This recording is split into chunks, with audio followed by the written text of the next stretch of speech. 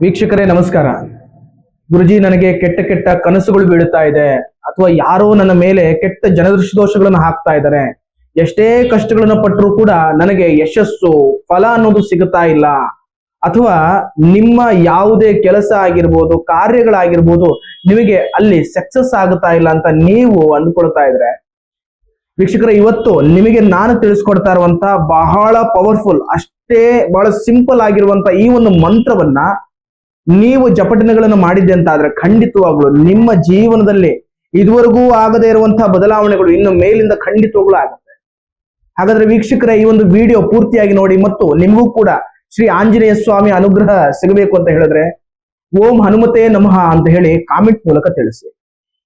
ವೀಕ್ಷಕರೇ, ಇವತ್ತು ನಾನು ನಿಮಗೆ ತಿಳಿಸ್ಕೊಡ್ತಾ ಇರುವಂತ ಈ ಒಂದು ಬಹಳ ಪವರ್ಫುಲ್ ಆಗಿರುವಂತ ಮಂತ್ರ ಏನಪ್ಪಾ ಅಂತ ಹೇಳಿದ್ರೆ, ಓಂ ನಮೋ ಹನುಮತೆ ರುದ್ರಾವತಾರಾಯ ಸರ್ವ ಶತ್ರು ಸಂಹಾರಣಾಯ ಸರ್ವ ರೋಗಹರಾಯ ಸರ್ವ ವಶೀಕರಣಾಯ ರಾಮದೂತಾಯ ಸ್ವಾಹ.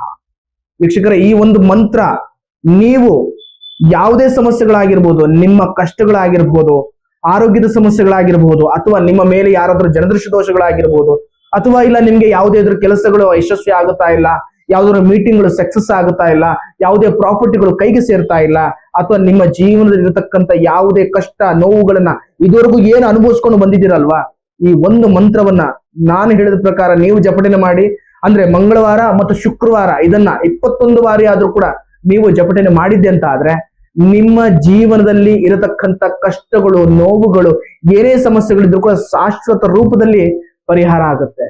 ಹಾಗಾದ್ರೆ ವೀಕ್ಷಕರೇ, ಈ ಒಂದು ವಿಡಿಯೋ ನಿಮಗೆ ಇಷ್ಟವಾದಲ್ಲಿ ಲೈಕ್ ಮಾಡಿ, ಶೇರ್ ಮಾಡಿ, ಮತ್ತು ನನ್ನ ಚಾನಲ್ ಅನ್ನ ಸಬ್ಸ್ಕ್ರೈಬ್ ಮಾಡಿ. ನಮಸ್ಕಾರ.